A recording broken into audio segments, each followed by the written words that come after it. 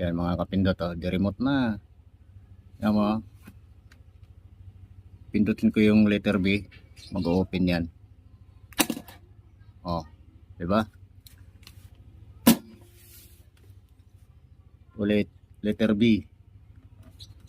Ayan, naka-auto seat opener na tayo. Di remote control na yung ano natin. Upuan. Astig na si Viperman. Ulitin natin. Letter B ang pindutin natin.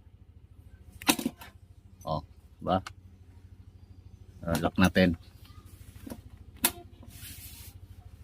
Isa pa. Yung letter A wala na to. Wala nang function. Kahit anong pindot natin wala na yan.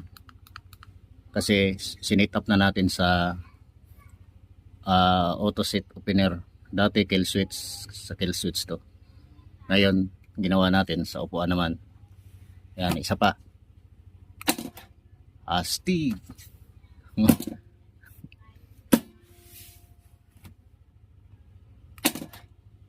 Ngayon subukan naman natin sa susi manual.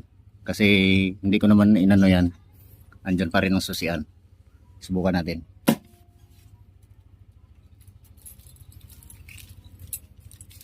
So ito yung susi natin. Try natin. Yun pa rin. Function pa rin yung susi natin.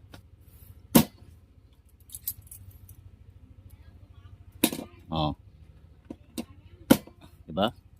Astig no? Gumagana pa rin yung susi natin. Pero kung ayaw mo na magugot-ugot ng susi, dito na tayo sa remote. Remote na gamitin natin. Kailangan naka-open yung susian natin, yung motor. Yan, naka-open.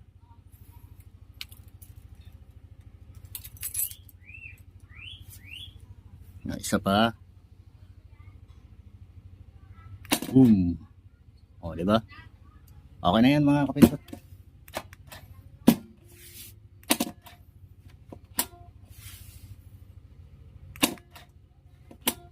So maganda to mga kapindot gamitin itong auto seat opener natin, yung central lock pang kotse sa mga scooter. Maganda yan sa mga scooter.